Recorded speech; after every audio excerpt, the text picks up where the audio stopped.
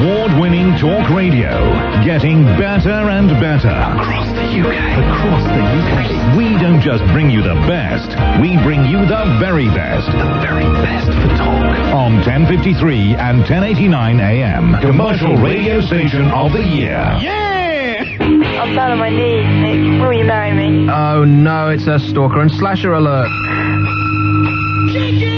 Tonight on BBC One. Oh, Nicky, you're so fine, you blow my mind, eh, Nicky? Can I ask you a question? No. What are we talking about? I mean, normally there's nothing going on here, but really, so far, what the hell is this show about? You gotta fight for your right to party! About a month ago, I actually landed a job on hospital radio. If you get requests from people in the emergency ward, tell them to drop dead. Roseanne, Ellen, lesbian. Ellen Lesbian? Yeah. Is that what the show's called? Nick, you said last week you got a degree in psychology. Yes. This show is just one whole experiment then, really, isn't it? Kev Shaw grotesquely disfigured. That's just a Sick Boys the Sinister one who brings you those still twitching test subjects. I think that you hit it right on the head there, Chris. Yeah. And now we're going to have to kill you. Nick Abbott. So we made it. It is Dress Down Friday, ladies and gentlemen. We are here. TFI Friday, or TGI Friday, I should say. We made it. It's punk night, all night. We're doing that again. I'm Nick Abbott. This is Talk Radio, and it's 0500 1053 89. We got Mike on the knobs. Sick Boy's doing the phones. Already, we're like not barely a minute into the show, and already we're into the gutter. You disgust me. Try my best. So Emetic Andy is on the phones. He's the person who will pick it up when you dial 0500 1053 and 89. And Dale Thrower, who is joining us for this week. It's his last day. What have you learnt so far? I've learnt how to make a great cup of tea. And I've, have you? Yeah, that's pretty good, actually. Yeah. Is it? I've learnt a lot from Mike as well. You have? Yeah. What? I've learnt how to mix superbly. How to do the least possible amount of work and yet still seem as though you're trying. And that as well. Yeah. See, it's all in the sleight of hand. Are you missing your equipment? Yeah. I'm not remotely ready for the show. Can we start again? Sure. Do you want me to start this over? No. Oh, okay. I need to plug my effects in. Let's see if they work.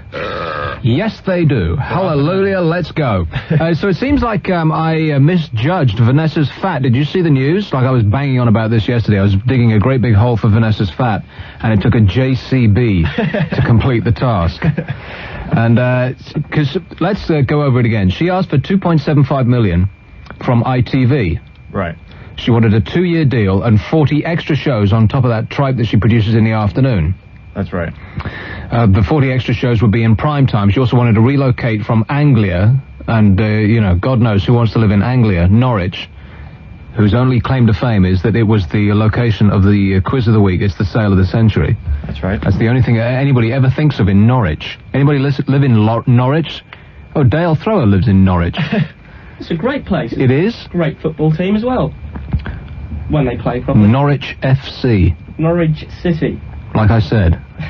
Is Norwich actually a city? It is. Is it? A village. And what do they do in Norwich City? What's its main export? Mustard. Apart from its people? Mustard. Mustard? Is that Coleman's mustard? That's the one. I have a very interesting fact about Norwich as well. I doubt that very much. No, it is. It's 0500 1053 89. It's a free call. Oh, go on, then you'll be on the edge of your seat all night long. Basically, apparently, Norwich has the most pubs per head of people. Really? In England. So there's more alcoholics in Norwich than anywhere else in Britain. That's saying something. Can you blame them? So pubs and quick roads out. If you don't actually own a car, then you can always, escape in your own little way. You're not really painting a rosy picture of Norwich. So you live in Norwich, Dale. You grew up as a teenager there, and you're barely out of teenagerhood now. Just outside. Not even you didn't even see the bright lights of the excitement of downtown Norwich. Well, I get down when I can. To Norwich. Oh, I see. So here's our first one in Tunbridge Wells. Hello, Chris. Hello, Nick. Chris. You know Lorraine Kelly? Mm-hmm. Have a listen to this. I don't know, a wee thing, and it really is dreadful, and it should worry everybody, not just women, men as well. Basically, is this a good thing? And indeed, when it becomes recognisable to everybody, like your parents, then that's the beginning of the end? Well, that begs the question, of course, why weren't we aware of the scale of the problem in the first place? Drink, of course, Valium perhaps. Slowly it's been trickling out, pre-hollow 500, 10, Yeah, okay, just to chop somebody saying stuff up and into a lot of different words is not actually the job done well, Chris. It has to make sense and be funny. That grated. I know, it's just great. Well, it grated. It was just grating. There has to actually be a point behind it. You understand? You fool. Wasting our valuable time, I was busy talking about Vanessa's fat. So, shall I go away, come back and recap? Because there has been a major development that was only reported by one paper that I could see.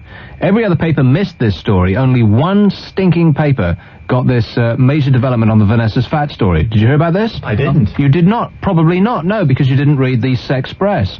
I didn't. Why would you? Exactly. You're a young male. Yes, and then my grandmother doesn't live around here. Exactly. Okay, so we'll go back, we'll go away, we'll come back with some shocking revelations and a piece of punk music that I will be able to identify for you.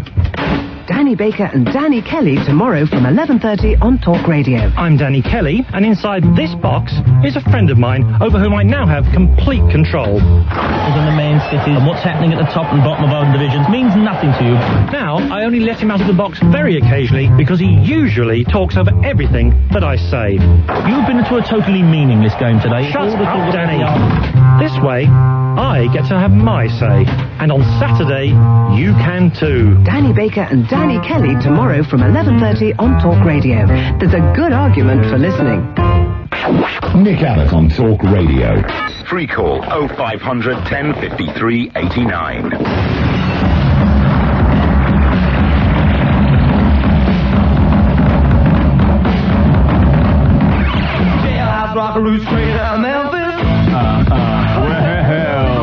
Sounds like Generation X to me. Billy Idol, you're checking, you don't know. No, of course I know. Gen X, yes? Yes. King Rocker. That's it. King Rocker. You have to do the lip. You do. Yeah. The Elvis lip. Can you do that lip on the left-hand side? Can you do it on the right? No, just the one. Can you roll your tongue? Can you roll your R's? So, let's do this whole Vanessa's fat thing. Okay. Cut the music now. All right. So she asked ITV, well, and I was, making gags about this yesterday because I thought it was hilarious that she, frumped her way up to the boss at Anglia and said, I want 2.75 million for 2 years. On top of my stupid shows in the afternoon, I want to do 40 prime-time shows a year, which is an incredible amount of shows. I mean, that's virtually one a week. And I want to relocate to London, and I want this, and this, and this, and this, right? Right. And the Anglia chiefs said, no, and furthermore, you're fired. Yes. It was reported in the papers today that she had... Now, I don't know whether this is true or not, because this is only in one paper, so this is what I read, right? That she had actually been negotiating with the BBC for months and had secured a £2.5 million deal for 2 years to defect to the BBC. Really? So the scenario in my mind is that she's got 2.5 million in the bag. So she goes to ITV and says, I want 2.75 million. It being almost twice as much as what they were paying her, but she's got the 2.5, right? Yeah. So she can't really lose. So if they had given her 2.75 and everything that she wanted, then, were I her, I would have accepted the ITV deal, right? Because it was slightly more than what I was getting to the BBC. But if the ITV said, no, you're fired, then she's free to flounce over to the BBC for 2.5 million for 2 years. Wow. Unbelievable. Which makes her now the third highest paid presenter on British television. Is that like a signed deal? So it was reported in one of the black top tabloids. See, I'm thinking of some sort of TV conspiracy to get rid of Vanessa. Oh, you mean the ITV would fire her and then the BBC would, because the ITV and BBC were talking to each other? Yeah. And, well, that would be actually worthy of a movie, Mission Impossible 2, The Comeback. What do we call it, like Wag the Pig or something like that? Wag the Dog. What's the movie that Dustin Hoffman was in? I don't know, you dug yourself. I think you've fallen into the hole that I dug for Vanessa, and now you can't get out. You've fallen and you can't get up. I wouldn't want to. So, that seems like I'm still in shock for a variety of reasons. First of all, that she had the chutzpah to do this in the first place. What a genius, I'm thinking. My estimation of the woman has gone up many-fold. She had the deal in the bag. She was working on it in secret behind ITV's back, and she knew that she wanted to go anyway, and what's the best way to go is to get fired. I wonder if ITV have to even pay her off. This woman is probably the smartest woman on the face of the planet. I am beginning, despite myself, to love her. Really? But... Oh. And, in this case, it's a huge but. Yeah. What the hell are the BBC doing hiring Vanessa's fat? This is exactly what I was saying yesterday, that the BBC are fresh out of ideas. You come to the BBC for ideas, they'll say, I'm sorry, they're off. We don't have any anymore. The bag is empty. Mm-hmm. So, and this is exactly what I was saying yesterday, is that what they're doing is poaching ideas and stars from ITV. The incredible scenario being that ITV, which is all about ratings and making money, are the company that is coming up with fresh ideas and new talent, and the BBC, which should be about coming up with creative ideas and actually doing something for our license fee, are the ones trailing in ITV's wake, and I think the phrase I used was picking up their detritus. That's right. Not that I would want to describe Vanessa's fat as detritus. Can we have a dictionary in here immediately, please, just to make sure that I haven't, said the wrong thing?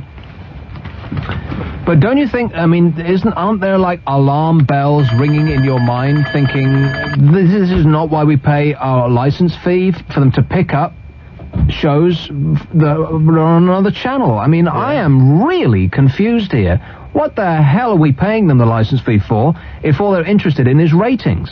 If all they're interested in is cozying up to the bar with their mates who run ITV, because you know all the people who run they're all friends. All TV people are all friends because they don't grow up in the company. They kind of they've all worked together before, and they will work together in the future. They're all mates. They go and have cocktails at the bars and all that sort of stuff, and so they're all kind of, it's like a game. Yeah. It's like, hey, it's my round because I beat you in the ratings on Saturday night. Exactly. We'll say, for instance, just to illustrate the story, let's assume that it's John Burt and David Liddman, or whatever his name is, at ITV. They're mates, they're standing at the bar, and John Burt says, well, I'll get this one because I screwed you on Sunday nights. Yes. Not literally. Yeah. But in rating terms. Yeah. Televisual sense. Exactly. Yeah. And so it's kind of like a game to them, and but I didn't think that that's what the BBC was supposed to be about. They're not supposed to be about blindly chasing ratings with ever-increasing crap on our screens just because that's what people will watch. If you put people being executed on TV, you'll get 50% of the population of the country watching you. So why don't we do that on the BBC? Wouldn't that be great? Don't be surprised if they do that. No, I wouldn't be surprised if they did that. Seriously, I wouldn't. I think they're probably thinking of it right now. I know I am. I have a list of people who should go first. Uh-oh. The fax machine is just word into action. Let me give you that number. It's 0541 59 69 79. All free material gratefully received. The email address is nabbott, 2b's 1t, at talk-radio.co.uk. Could you pick up this show on the internet? I don't think so, no. Because I just dialed up my hero, Neil Rogers, who's on a radio station in Florida called WQAM, and you can, it's like a revelation to me. My phone bill is about to go through the roof. Thank goodness it's tax deductible. Do you have any tapes? You've been promising me for about a year now. Are you hooked up to the internet? No. Would you please step into the 90s? Do you have a computer at home? I've got a laptop. But I need to get a modem. But do you have a computer? Not a proper one yet, no. Get a computer and a modem. I mean, how much is it going to cost? How much do you earn here doing whatever it is that you allegedly do? Must be 35,000, 40,000 a year, am I right? Something close to that. In Dracas, yeah. Everybody can afford internet access. That was Tony Blair's thing when he came into power. You want to give Tony a ring? I'd like to. Or was that just schools? You want to go back to school, mate? Learn a thing or two. Yes. Education, education, education. So dial up WQAM on the internet, you go to the Neil Rogers page, and they have an anthology of all of his shows over the past, 2 months. And you can just click on one and hear his entire show of that day. Absolutely brilliant. So nobody need ask me for any Neil Rogers tapes anymore, because he is my inspiration. I almost feel like bursting into song. He is the wind beneath my wings, or whatever that was. And you can dial up and listen to the master himself, but preferably when I'm off the air.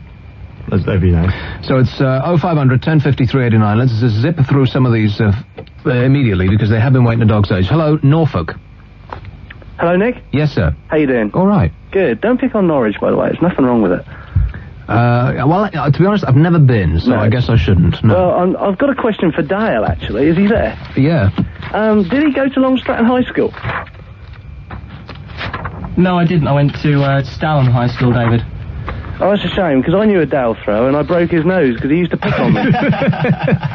I can assure you it wasn't me. I think it is. It sounds like it. Well, that would have been a beautiful radio moment. Well, it would have been. He used to pick on me terrible at school, so I turned around and panged him on the end of the snout. I never used to pick on anyone. I was too kind and considerate. Also, let me see the profile of your snout there, Dale. Does it look broken? Not at all. It's a ski jump. Well, there can't be many Dale throwers in Norfolk, so...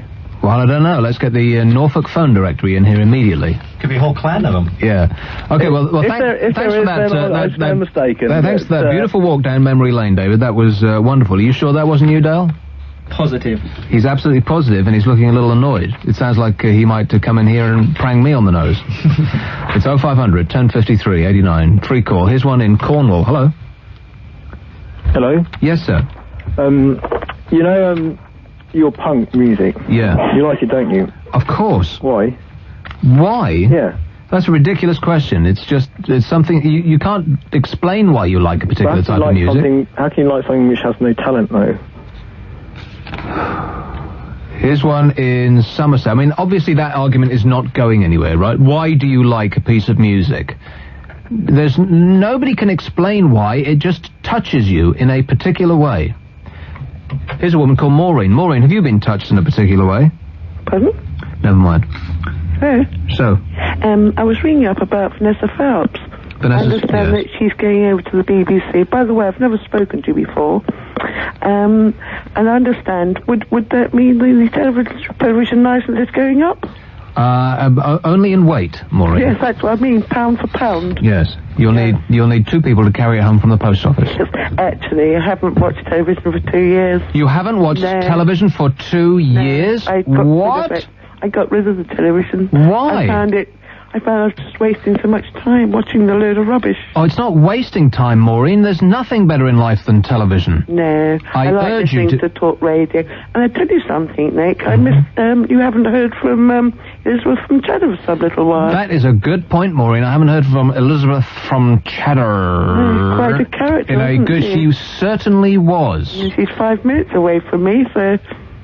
only up the road. You don't happen to know her, do you? No, I don't. Right. No. Because I believe that she's calling another show. Oh, is she? Somebody who she shares a silhouette with. She's calling Russell Grant on the weekend. Oh, is she? No. Anyway, enjoy what... I love talk radio, and I just listen to it all the time. Well, Maureen, talk radio loves you right back. Yeah. Thank you. Bye-bye. Okay, what a nice lady. Get a television, please. No, seriously, there's so much on... Am I right? Television, well, for me, television is my life. Is it? Of course, there's nothing better than watching television. You would love to live in North America. There's this endless TV. You could spend the rest of your life just doing nothing but watch TV. Well, I don't like the TV in North America. It's confusing for a start. They have these little blipverts that come on so fast and they're gone, and you sort of swing around and pay attention to it, and it's gone before you know what it is. Like, in between programs, they'll say something like, World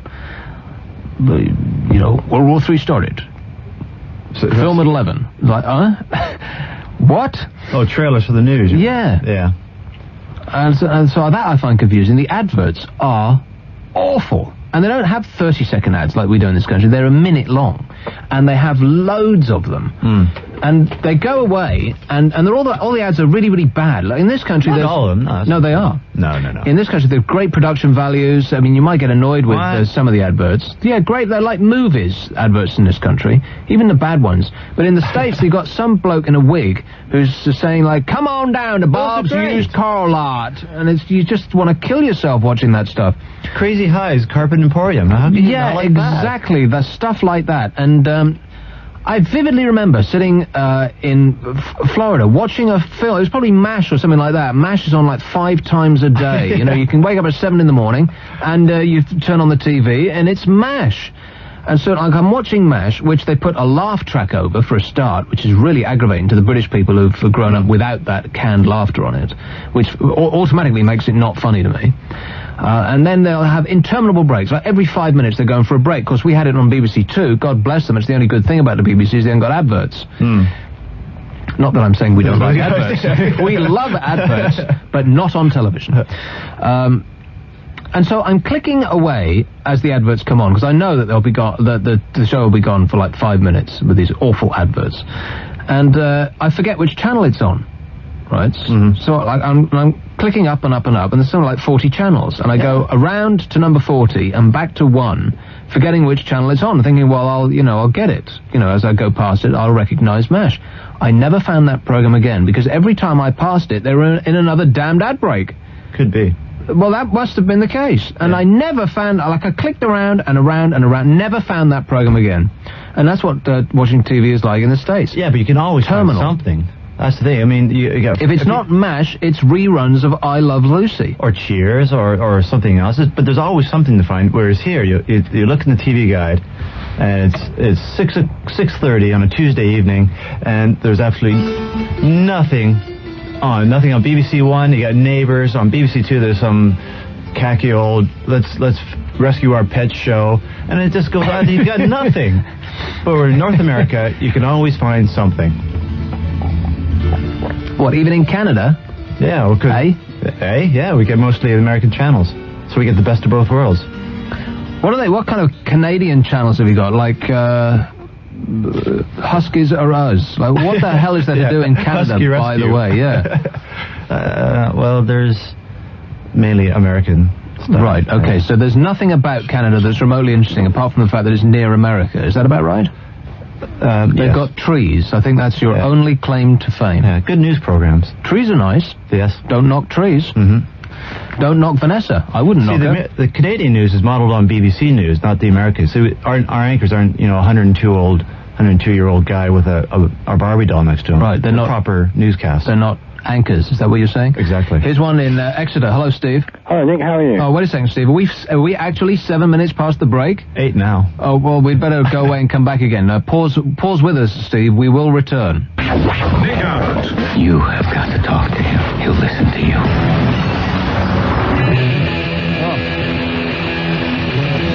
Suspect device. Stiff little fingers. Oh, thank you very much.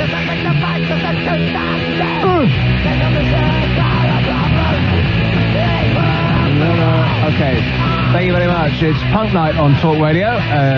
All punk, all day. This is your punk radio station for the 90s. I'm Nick Abbott, and the number is 0500 1053 89. Here's one that has been holding past the break. Hello, Steve. Hello, Nick. How are you? All right.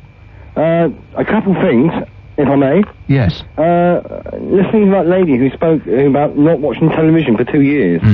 My wife and I gave up television for 6 months. We had to, really, because we couldn't afford the license fee.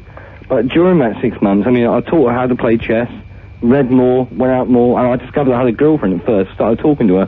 But wait a minute, you just... hold on. You had a wife, and you discovered you had a girlfriend? No, sorry. She was my girlfriend then, but now she's my wife. Right. Sorry. And it was okay living at a television set, and although you watch it now... I still... yes.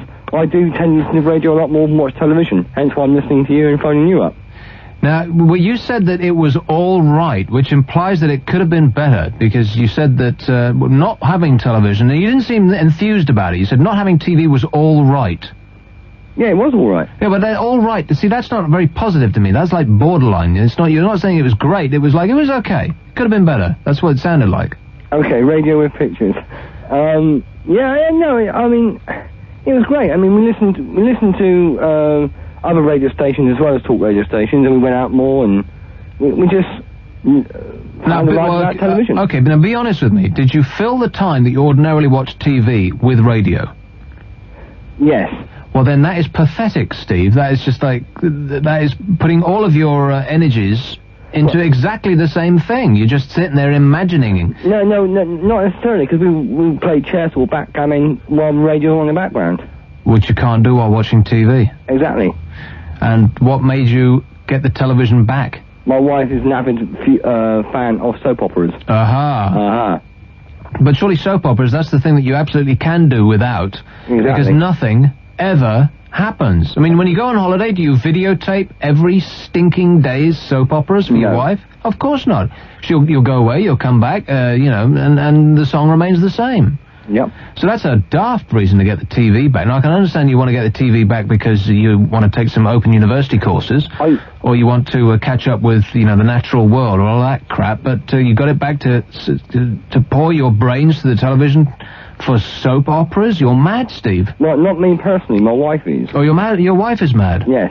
But I do enjoy historical documentaries like Time Watch. Right, well, you should have dumped her while you were just boyfriend and girlfriend, Steve. Too late by then. Yeah, I guess. The other reason why I rang you, did you get the tape I sent you about what Tuesday night we discussed a theme tune, White Horses, to that television theme program? Oh, yeah. No.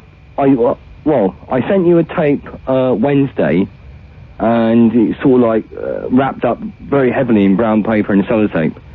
There's a letter stuck on the outside with the details of a CD you wanted to get hold of. Oh, jeez. No, I didn't get it, Steve. Right, okay. Well... But then again, I haven't opened any mail for about 2 weeks because I'm busy. Well, that's fair. Forgive me if I haven't replied to anybody that's, faxed and emailed and so on and so forth. First of all, I don't get my faxes or my emails because, Mike or Kev gets them before me and abandons them. Well, that's fair anyway. And I haven't had time to open my post. But if I have got it at home, then bless you. And if I haven't, then... I addressed it to Talk Radio. Well, but did you put my name on it? I did indeed. You did indeed? I did. Okay, top man. Okay, well, thanks for the thought. It's the thought that counts. Cheers, Steve. Okay, 0500 1053 89. It's a free call. Let's take the next break on time, which is in 6 minutes. Here's one in the Forest of Dean. Hello. Hello, Nick. Hello. How you doing, mate? All right, thanks. I'm getting attacked by ants this time. Remember I called you a few weeks ago and I was 2 feet in urine. So I'm getting attacked by red ants at the moment in the phone box. Red ants? Work again. Okay, what's her name? Pardon? Never mind. Red ant, I don't know. I think it's George, Paul, anyway. Mm-hmm. Your aunt's name is George? I'm calling the police. Right, I was born in 1976. I think it's about the same age as you, I think, Nick. You were born in 1976? No, sorry, I was born in 1960, and I was 16 in 1976, same age as you, yeah? 38? Yeah, perfect. Right. Now, I got to tell you something, and it's just a personal opinion. Obviously, people got their opinions, yes? I suppose if they have to, yeah. This punk rock scene, did you like it? Oh, blimey, here we go again. Yes, sir, I do. I thought it was fabulous. It was when music was enjoyable and fun. You remember fun, don't you, Carl? Of course I did, but I wasn't into that. I mean, I can say it was just a load of crap. Sorry about that. What were you listening to? Old Genesis records at the time? No. You were exactly the type of person that we were fighting against. No, it was Saturday Night Fever job. Like I said, death disco. And from there I progressed into the dance scene. You did? I did indeed. And what do you do for a living now? I'm a truck driver. A truck driver. You see where it winds up, Carl? If you don't listen to me, and you don't listen to Stiff Little Fingers, then you'll, end up behind the wheel of a truck, of a large automobile, like Talking Heads said. Yeah, it was just a load of noise to me, that punk scene, but there you go. Not my opinion. Okay, well, we're going to annoy you all night long, because out of every ad break, we're going to have a mystery punk track played in by the genius behind the controls, Mike Hansen, who is going to try and fox me at every turn. And so far, it's a 100% failure rate on your part. Oh, it's a bit of a disadvantage considering these are your CDs that I'm They're playing. not my CDs. I've never seen those CDs. You take that back. That is absolutely not true. Whose CDs are they? They're Kev's. They're Kev's.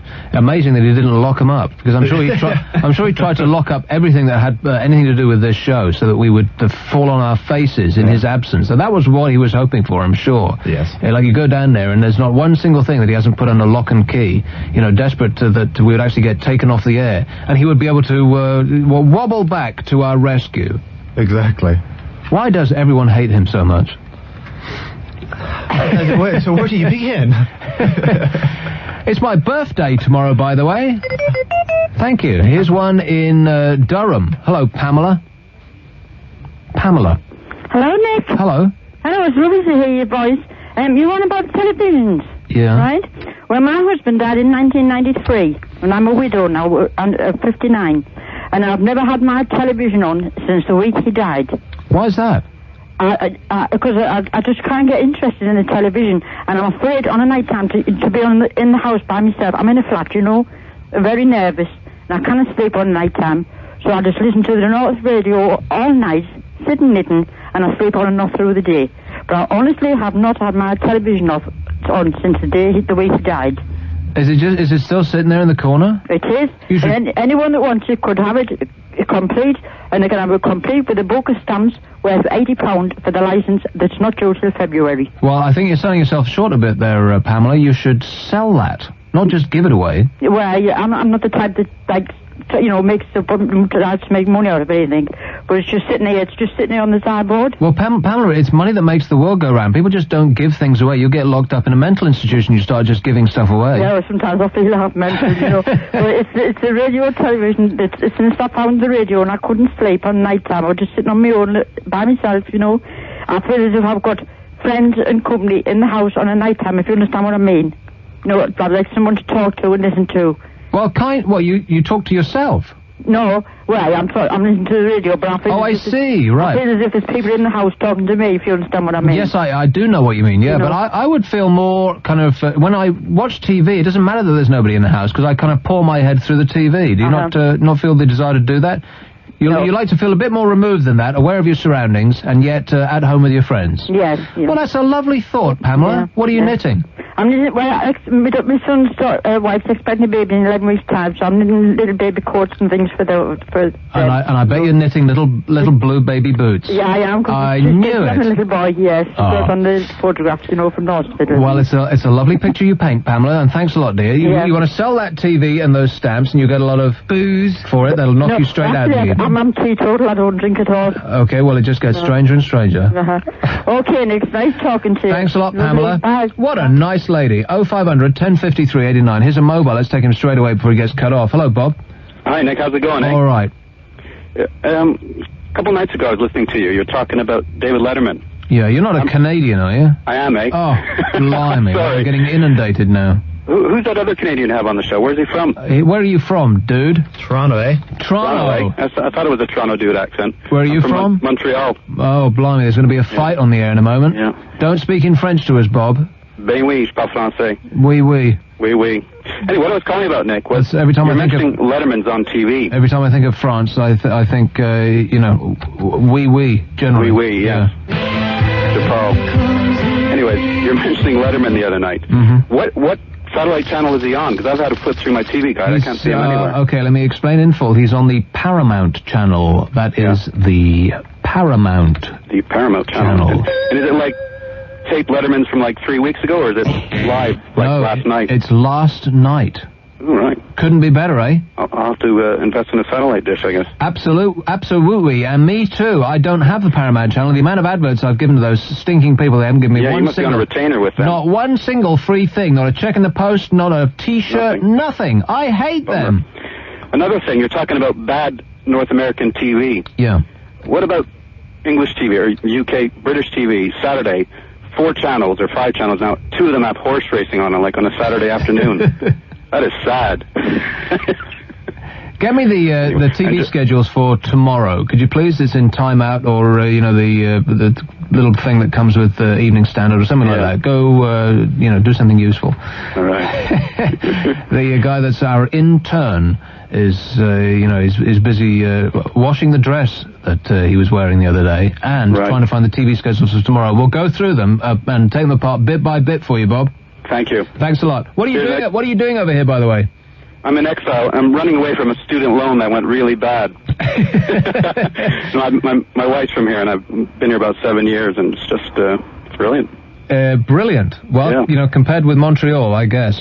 No, not really, no. 0500 1053 89. Thanks a lot, mate. It's Talk Radio. I'm Nick Abbott. It's a free call, and damn it, we've missed the break. We're a minute and a half behind, but that's good enough for jazz. Talk Radio. Free call 0500 1053 89. Talk Radio. Putting you on the air. Nick Abbott. You know, you'd think that he's helping you, but he's hurting you.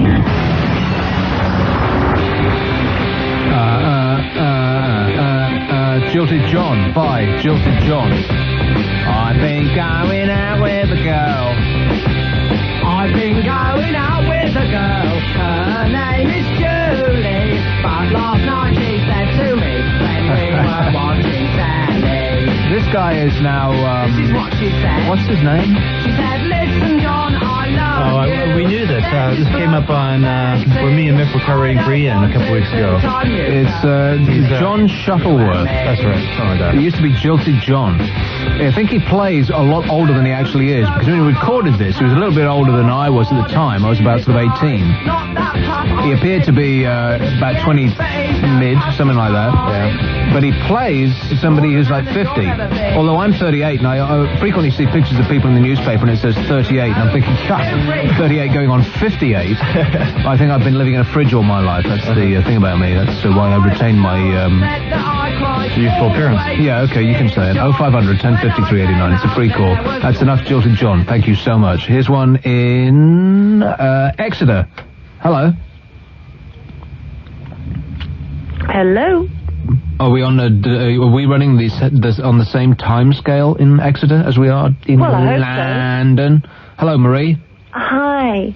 I just want to know what's happened to light entertainment. What does that mean?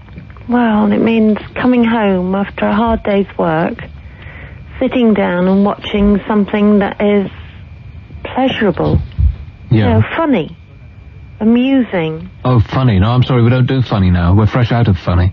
Well, no, you do on Talk Radio, but BBC don't. Well, as a representative of the BBC, it's my duty to say that we're fresh out. Funny, I'm afraid we don't do. It's off. All right. Well, we used to do funny. I know. We used to do funny in abundance. Light entertainment, which was really relaxing. Well, light entertainment like kind of Bruce Forsyth, Generation Game, that sort of thing. Well, no, not even that. Like the Sunday Two Ronnies? night at the London Palladium and... How about the Two Ronnies? You used to like the Two Ronnies? Yeah, they were great. They were great because they were wordsmiths, or particularly the big fat one was a wordsmith. And it was really, really funny. And it's comedy that... sit down. That's right, and it's comedy that stands the test of time, that stuff, too.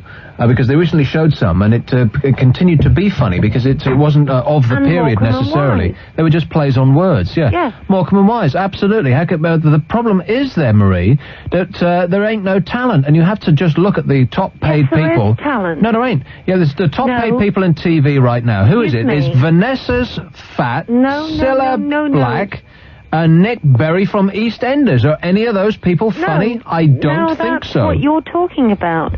But the BBC, who take our money, will not put programmes into new talent. And there is loads of new talent. Well, name some. You've got to know it. Name some new talent. Oh, well, look, they're all... Can you dip my mic? I have to blow my nose. I don't want to have to, impose that on the people. You go ahead, Marie. I'm going to blow my nose. Oh... No, but there is talent. There's young comic talent coming up. There's old talent that really, really does need... What do you mean, old talent? There's new young comic talent. What the hell are you talking about, Marie? You're getting all twisted up. No. Up at Edinburgh. Yeah. And there's old talent that hasn't sort of been on the TV for ages. I mean, I'm talking about who are you Bruce thinking about? Forsyth. Right, Bruce Forsyth is always on the TV. Every time you turn the TV on, Bruce Forsyth is on. And I don't he's not. I don't have a problem with that. I don't have a problem with that because Bruce Forsyth is great. How can you not like Bruce? I do. We'll stop your incessant whining then, Marie. Whining? No, I am saying these people aren't on apart from the Royal Variety Show. Oh, that's blimey. ITV. The Royal Variety Show. BBC is... Every time the Queen goes and sits in front of that, she says, "I deeply regret that." No, that's ridiculous. But there is such great talent out there, and there is such a gap in between the words that you just said. Yeah, absolutely. I could have driven a bus through them. Thanks a lot, Marie. You want to consider getting off the decaffeinated coffee? 0500 1053 89. It's a free call. This is Talk Radio. I'm Nick Abbott. And Gordon Bennett, do we need to take another break now? Every time you turn around, we're taking another break, which means, of course, I'm going to come out with another punk track. So the pressure is on. That's why I didn't want to take another break, because so far, a 100% correct record. But it could be, my entire world could break down before me every time we go to a break. So we're going to do one now or in a moment. I'm going to steel myself. Do it now. Do it now. Okay, well, the test will resume as we come back. Anorax. Email Nick now. nabbott@talk-radio.co.uk.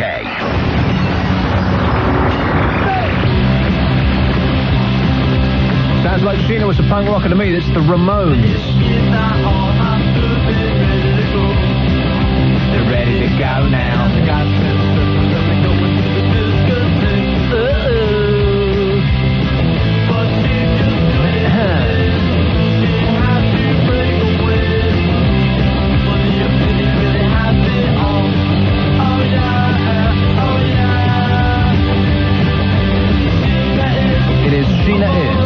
A punk rocker.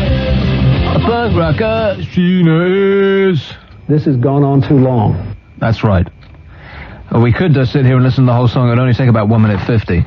That's the Ramones. It's a punk night. It's a Dress Down Friday, ladies and gentlemen. It's the Nick Abbott Show on Talk Radio. It's the best music on this station at this time. In fact, it's the only music on this station. Here's one.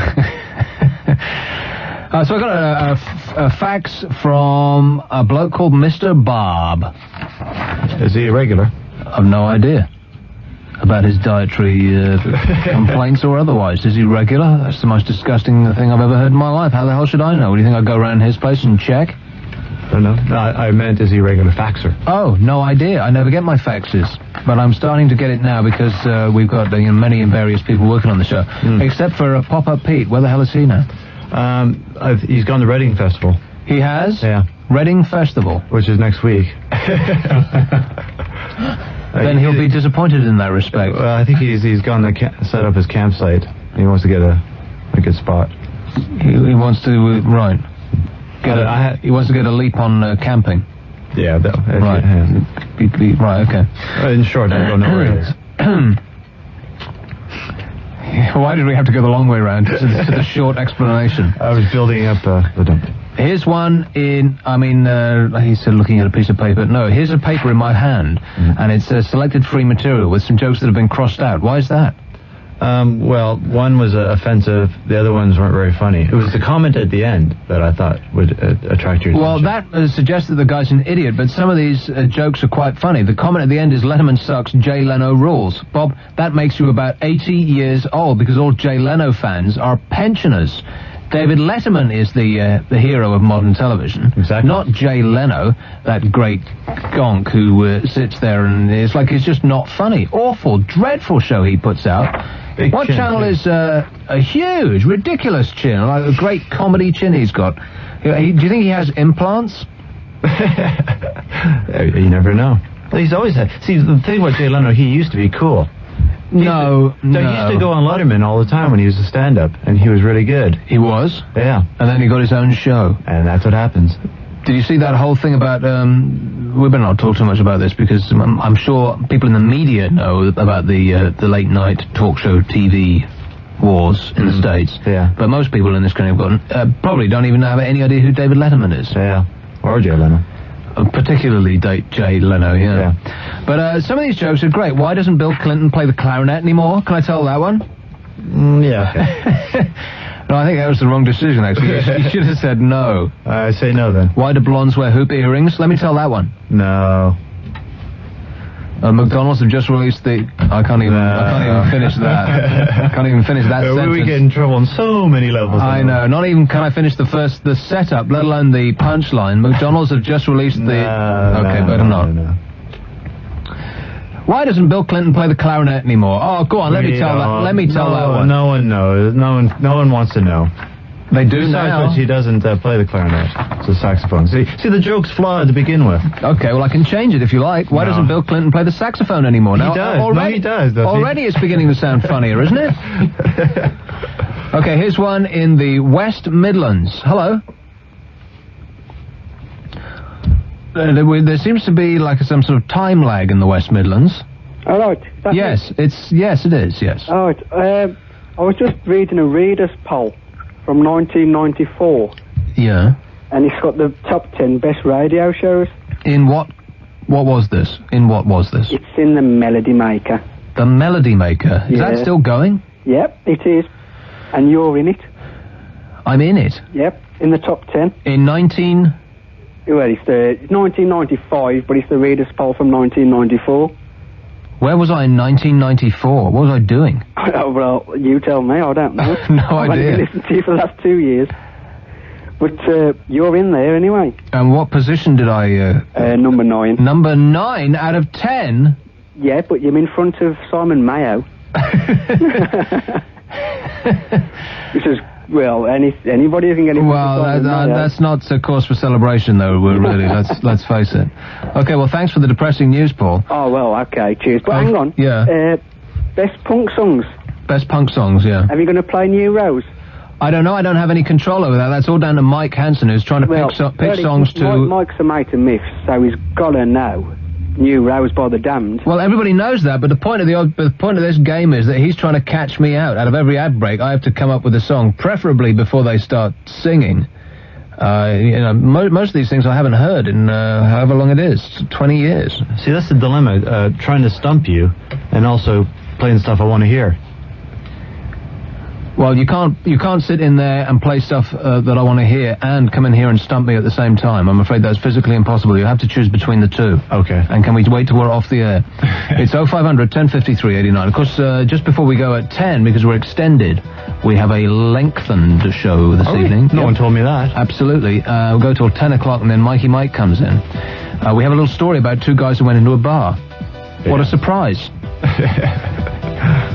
But it's quite an uplifting and a slightly unpleasant story, I thought. Do you have that joke book? I'm going to flip at random to a joke and lay it on you all. I can get... what, right now? Yeah, can you get it in the next 30 seconds? No. There's another physical impossibility. Okay, well, Nikki the newsreader, is she in? Yes. I can't remember what it was I asked you to read. Geezer News. Oh, Geezer News. That's right. Now, which spelling of that word have you come up with? Geyser. Congratulations. Thank you. That was the one that I wanted. Okay, so Nikki the newsreader is coming in with the horror and the Geezer News. One of them's a bit sick, though. Oh, good. Just what we want. We'll come back. This is Talk Radio. And now for the ultimate in irony. A probation officer counselling drink drivers has crashed his car whilst 4 times over the limit. To add insult to injury, his wife was then arrested for the same offence when she drove to the police station to pick him up. Booze. In the court, magistrates were told the counsellor hit the bottle because he couldn't cope with the stress of work. Yeah. And now for the Geezer News.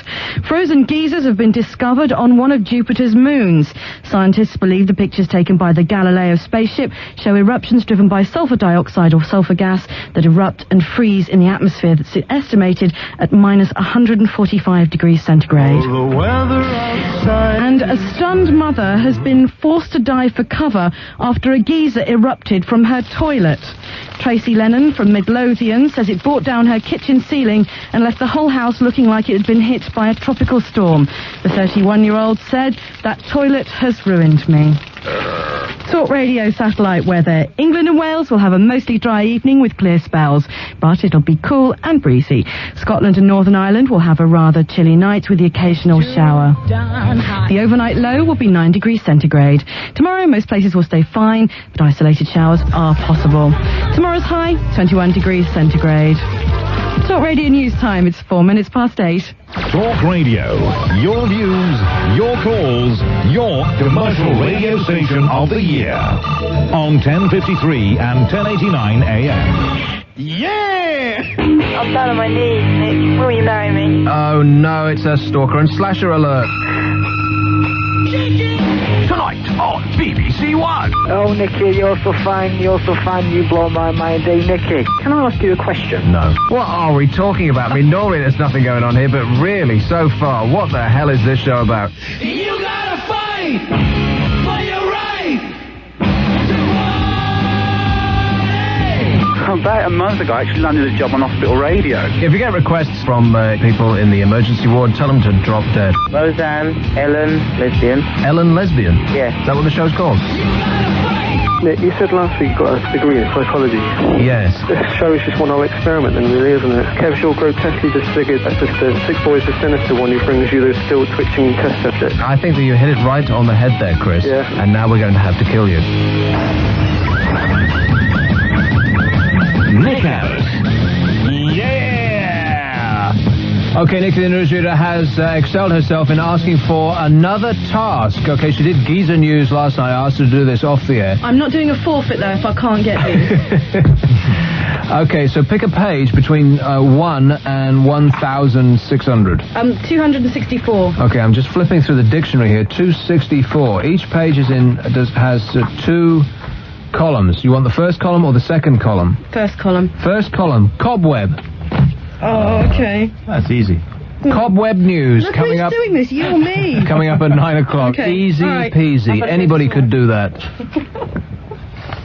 If you don't, of course, we'll have to spin the bottle.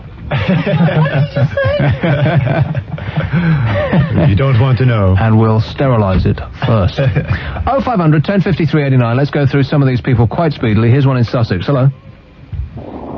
That's a heavy breather.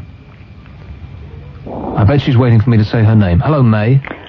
Sorry, Nick. That's okay. You didn't speak, did you? I did. I do apologise. I've been waiting a long time. That's okay. Honestly, I didn't know you were talking to me. I'm sorry. That's okay, Okay? Okay. Oh, sorry. Sorry, what did you say the first time? I said, here's one in Sussex. I didn't hear that, funnily enough. Doesn't matter, May, so what's up? Anyway, no, I was thinking, wouldn't it be nice to hear from Rab and give me a laugh? Rab C. Nesbitt should definitely call us up, but he must be in heavy demand because the man is fun. Oh, do you know that man? He's such laughter in his voice. Isn't he funny? Actually, I've got more than one call about Rab C. Nesbitt on the board here. Not Rab C. Nesbitt. Not himself. Rab, not him Rab. himself. And here is, coming up on the board, Rab will call later, it says. How do you know that, sick boy? It's not. He's calling already. He said he's just at the pub, but he's back later to give us a call. Really? Really? Okay, so it's almost like we're your cosmic twins, mate. You're joking. Really? Unbelievable. Is he? Are you there? So don't stray from your radio set, dear. Anyway, that's what I wanted to talk about. I'm sorry for being vacant. I'm not usually vacant. May, you're too apologetic. That's the thing about you, you're too nice. Stop apologising. Stand up for yourself. Anyway, do you know what I was thinking? What? I was thinking you're very good impressions. You do a good Michael Caine. I think I heard you. Yeah, don't ask me to do one, though. Was it you that I heard? Yeah. That? You're pretty good. Well, anybody can do Michael Caine. Pardon? Anyone can do Michael Caine. Well, I can't. No, actually, no, but I bet you can't. It's a great one. It's funny, isn't it? But don't please ask me to do any impressions, though, May. No, you done was it Robert De Niro as well? Robert De Niro? Robert De Niro. How does he go? Did you do him or was it Al Pacino? I don't know. How does it go, May? No, I'm asking. Oh, go on, give us a bit. I can remember when you'd done it, and I thought, he's quite a good impressionist. Give us a Frankie Howard, May. Oh, don't. No, don't insult me. In closing. You mustn't insult me. I'm talking about the stars. Sing like Madonna, May. What would you like? Like a virgin. How's that, Like Grabia? a virgin. Yeah, you're driving me mad. You're driving me crazy. Anyway, I'm going to leave you, and lots of love for tomorrow. Bye-bye. Happy birthday for tomorrow. Oh, it was May. Lots of love. Happy birthday to me. Bye. Bye-bye. What a nice lady. 0500 1053 89. It's a free call. Nice, but, a little confused. I don't think that's unpleasant to say. Here's one in Tunbridge Wells on more or less the same subject. Hello, Nick. How are you? All right. It's a great punk rock show as usual.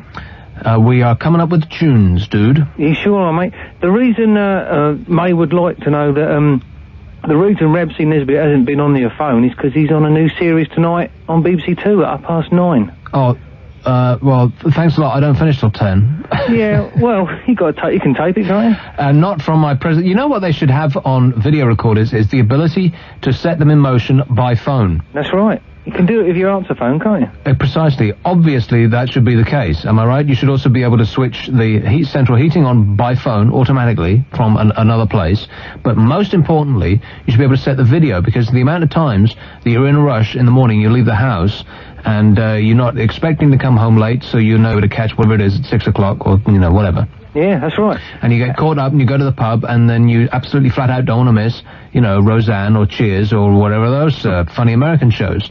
And, it's like a nightmare, because when you get addicted to them, then your life becomes nothing when you miss them. Am I right? Nothing, you're right, Nick. So, God, how long does it take to come up with something as simple as that? All you need is the ability to set your videotape in motion by phone. Good grief, we can put men on the moon. We can't do that. This is the late 80s. Let's keep up. What we need is one big control pad that we can use from about 10 mile away. That's what you want, mate. Yeah, or, however far away you are. Yeah. How about a Kev's mum joke? Kev's fat mum joke. Kev's fat mum joke? Yeah, it's not rude. How about this? Kev's mum, she's so fat that when she stands up, she breaks the Olympic weightlifting record. No? No good? Hello? Goodbye. Happy birthday for tomorrow, Nick. Thanks a lot, mate. 0500 1053 89. Can we have a few fewer amateur comedians? It's Aid who can't get laid. Hello, Nick. Oh, blimey, Aid, we're going to have to put you on pause because we've got a break to go to and a punk track to come out. Are you on break at your biscuit factory? No, I've had it off tonight. Excuse me?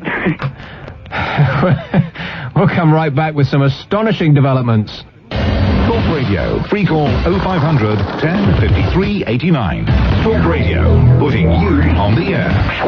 Nick Abbott. He's a stand-up guy. He really cares about you, too.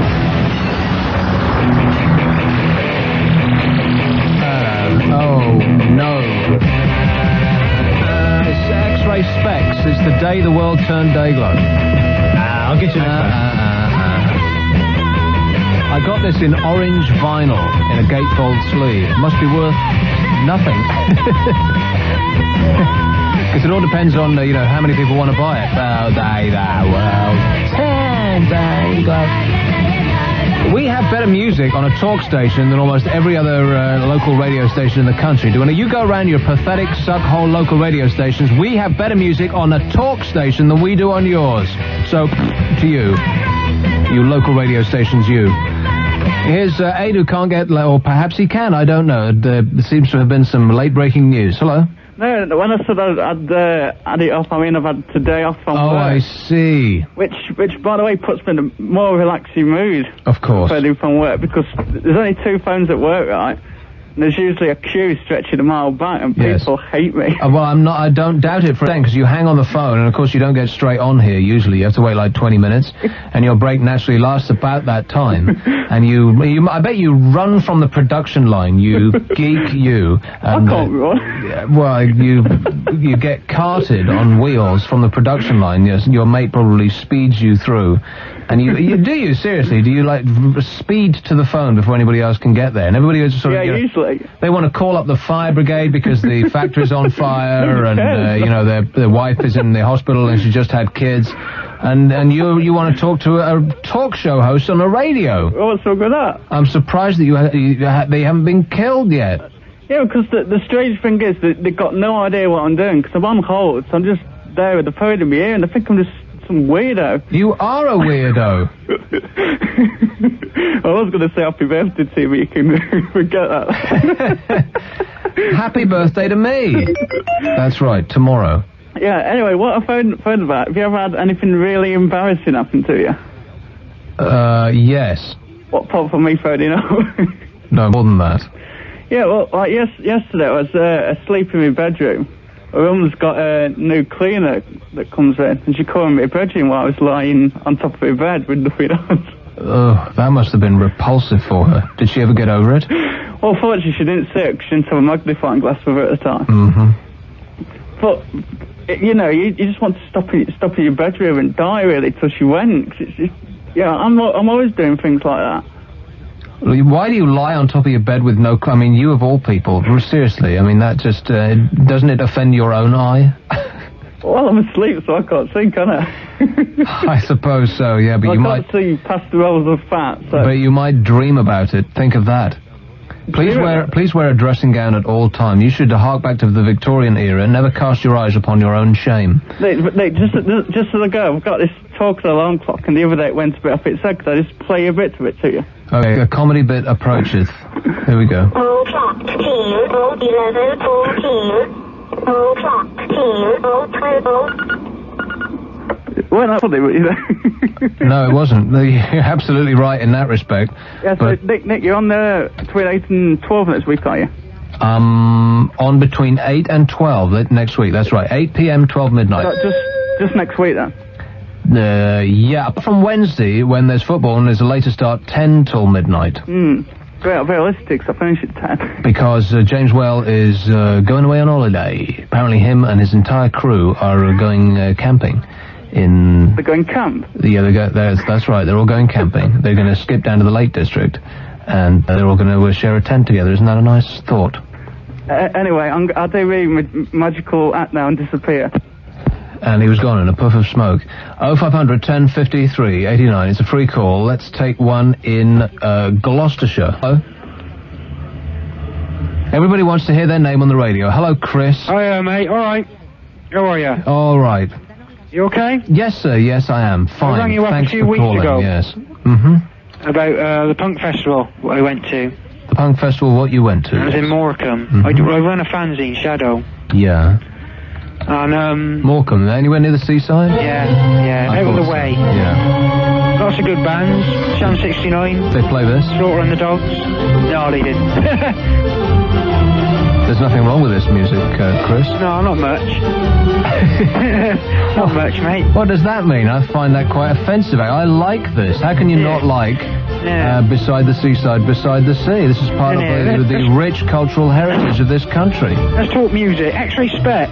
Mm-hmm. They played the other year in a punk festival, and polystyrene got run over in London by a bus. So they got a girl to replace her, and called her Polyfiller.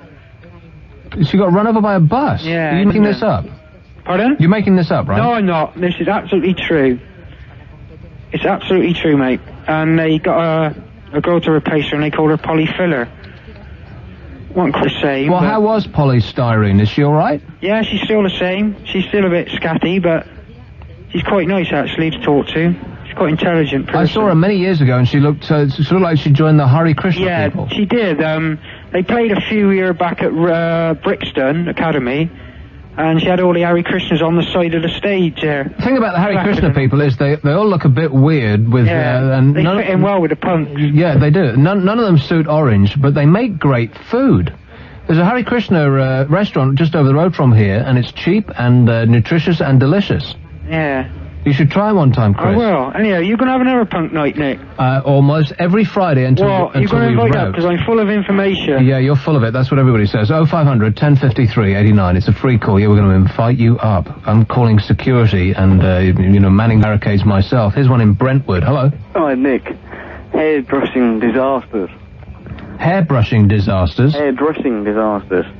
I know someone who went to a hairdresser for his haircut, he got home and thought, maybe I haven't done it to the quite style I'd like to have it done. So he got home and thought, actually my hair would look nice, a darker colour. So he decided to go through the entire routine of, dyeing your hair and that. Took everything off, rinsed it. Oh dear. Only some of the dyes worked. And it's only the dye on the left and the right side of his head that it left an orange streak through the middle of his head. That's fun. And he said, I deeply regret that. It was, he didn't live it down until his hair actually grew out and he could cut it. And after, even 2 weeks after his haircut, you could still see, like, the faint line up there. It was kind of like, those old pencils you used to get at primary school? They used to have a faint line running down the side. This was his head. Kind of like that? Kind of like that. Okay, but cars were parking on his head. I can just imagine. Okay, well, thanks, I've Phil. got a quick word for Kev. He ain't here. Well, right then. Kev's mum's so fat. The only pictures of her we've got are satellite pictures. Yeah, I think I've done that one already, but, it's all about how you tell them. Don't be trying to dye your hair at home. Do you ever dye your hair at home, Mike? Me? No, I would never dye my hair. At home or anywhere else, for that matter. In your case, that's hair singular. Yeah. Oh, don't start on the hairline. I get enough of that from Ian. You go to the barber's and you say, I'd like a haircut, and he says, which one? Nick Abbot on Talk Radio. Free call 0500 1053 89.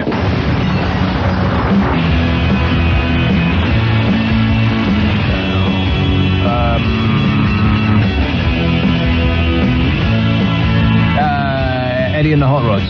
No! Theo. I thought I was going to be had there. It's Punk Night, all dressed down Friday on Talk Radio. It's Nick Abbott Show, 0500 1053 89. It's Eddie and the Hot Rods, and I haven't actually got the song yet, have I? It's coming up, I know. It's the song. Here it is, little break. Do anything you want to do. Phew. Why don't you ask them? Okay, that's it. Let's do a knock-knock joke. We have never done a knock-knock joke on this show. Knock-knock. Who's there? Vanessa Feltz. Vanessa Feltz who? Oh, blimey, how quickly people forget. Here's one in Dewsbury. Hello, Alison. Hello, Nick. Alison. Nick, have you done your good deed for the day today yet? Because you've got to be good because it's your birthday tomorrow. You won't get any presents. I probably won't get any presents anyway. Oh, no. I'd send you one if I knew where you lived. Really? Okay, well, my address is 33. I'm writing it down. Forget it. You can't anyway because I'm a very heavily pregnant woman. You're heavily pregnant? And heavily depressed. How did you become heavily pregnant, Alison? Well... Don't tell us, stop right there. You can help me out. How far forward are you? Well, I've got 36 weeks under my belt, literally. And I'm just waiting and I'm fed up. And when is it due? Hopefully within the next 4 weeks. Within the next 4 weeks, so how big are you now? I look like a Teletubby. Do you? Because this is really bizarre. I don't know what is going around in the air at the moment. Perhaps Mike, with his peculiar finger arrangement, as we discovered yesterday, is the most fertile man on the planet. Perhaps he's been brushing against too many women, because every single woman I know is pregnant. That's terrible. But there's absolutely nothing for your chat-up lines or your love life or anything, does Well, surely you can't be still interested in sex, Alison. No. You're music. with child. Music that I have my problem with. Really? I have just come across 2 tickets for the V98 weekend. My friend, I'll tell you the story, it's very short, it's not going to bore you. My friend went to Spain for 2 weeks, met a fantastic painter. I won't tell you all the details, but she's having a good time, and suffice to say, she stopped an extra week and a half. And I've got her V98 tickets, and I can't go. Why not? Because I can't camp in the middle of a field like this, and my husband's working, and no one to take me, and I'm just so fed up, so I want to get rid of the tickets. You want to get rid of the V98 tickets? Because, there's no way I can go. Or you implying that I'm going to sell them over the air for you? Yeah, because, like I say, you haven't done your good deed for the day, have you? And as a kindly man as I know you to be. Mm-hmm. Yeah. Yeah. So what do you think? I think... No. What is this, like a swap shop? What do you want for 'em? Money? Or can I get you like a dog or, you know... How about a luxury villa? A luxury villa in Spanish Spain, yes. Wouldn't that be nice for a pair of stinking tickets? No. Who's that? That's my little 2-year-old, Laura. Tell her to shut up. Laura, tell Nick to eat your shots. In my shop. In my yacht. There you go. I was to say no. It would be really nice if you could say it again so we can use that and cart it up later. Yeah? Yeah. Can she say it more exact than that, or does it still come out as a kind of a mumble? Has your child been drinking? Just milk. Milk? Milk, yeah. Okay. And has this effect on her? Laura, tell Nick to eat my shot. Eat my nuts. No, say it again. Eat my nuts. That's as clear as you get from a little girl who's just gone too. Really? It sounds like eat my nuts. Well, take it as you will. Are you feeding your 2-year-old nuts? Hey, she could choke on those, so I'm calling social services. Hey, so your friend is still in Spain, eh? She's having a whale of a time. She's playing and diving. Well, to get into the mood, can you say, "Hey, Macarena"? Hey, Macarona. No, my heart's not in it. Your heart's not in it? No. I want to go to this rock concert this weekend. You can't get anywhere, your heart can't get anywhere near it because of the bulge in your stomach. Exactly. I don't know where my heart is. All my bits are all squashed up all over the place. I don't know where my heart is. Thank goodness that we don't have to go through this. I mean, what grief and a nightmare. I mean, you know, it must be like passing a bowling ball, Alison. You've done this before, presumably. Oh, yes. Would you do it, Nick? If you had a chance, would you do it? Absolutely not. No? No. I hear they can actually do it through the bowels. Yeah, I'm sure, but I think that's all we want to hear about that. Thanks, Alison. You men are wimps. I know we are, and we revel in that. Don't worry, last time I gave birth, I bit my husband, so he's going to get some more of that treatment this time, I think. Well, if he's stupid enough to be in there with you, yeah. Okay, now, was that during conception or birth, Alison? Never mind. 0500 1053 89. It's a free call. What a nice lady. It's 0500. I just said that, didn't I? I'm repeating myself, and as I've said many times before on this show, there are no repeats on this show. Here's one in Dundee. Hello. Hello, is that Scotty? Is that Scotty McClue? Yeah, okay, just for, just to carry this on. Yes, sure it is. No, I've got the wrong number. Sorry. Bye. Okay, that was by far the least funny call I've ever had. Hello, was that Scotty McClue? What do you reckon? He was like 14? Is that his IQ or his age? Shoe size. Here's one in London. Hello? Nick? Yeah. Hello, Nick. The other day when I phoned you up, you said I've got to be about 70 with a name like Len. Well, today I feel about 90, because I got up 3 o'clock this morning, I went downstairs for a drink, and I missed the last 2 stairs. Smashed into a table at the bottom of the stairs, and I'm in absolute agony today. I laid there for about 10 minutes. Wait.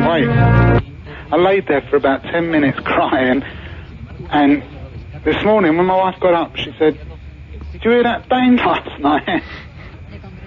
Of course I heard it. It was me, you idiot. I fell down the stairs. She says, "Oh, did you?" I said, "Well, you heard, it sounded like someone kicked your front door in." I said, "You heard that and didn't even get up to see what it was." No. Well, I'm pissed off. I know. Can you imagine?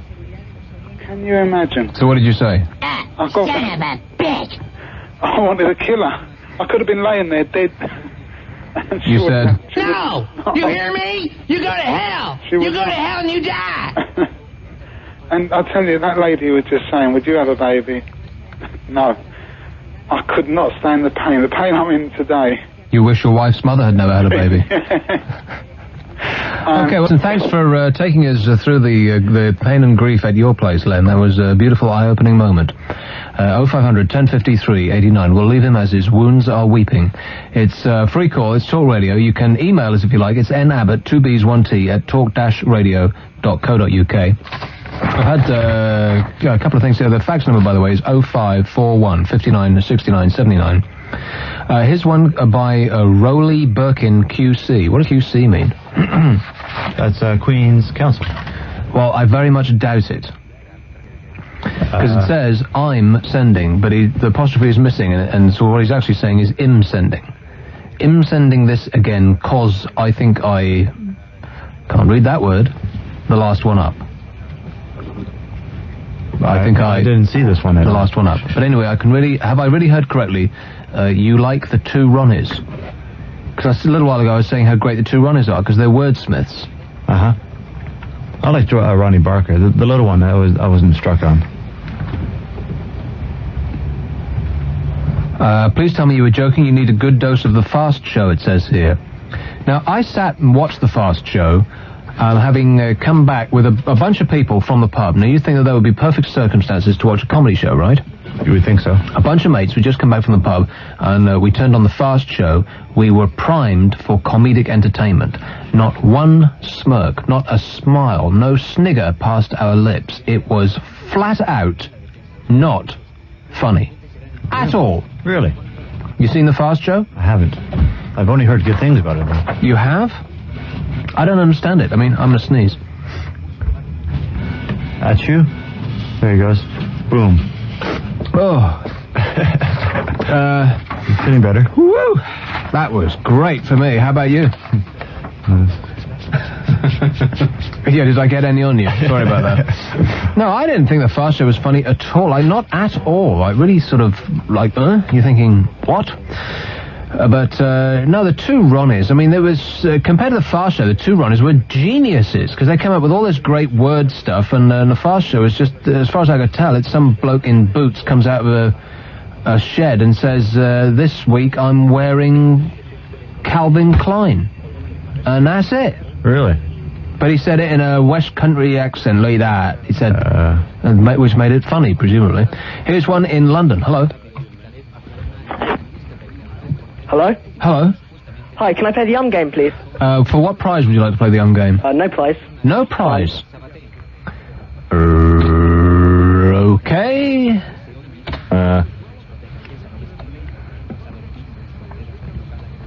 The game has begun. Okay.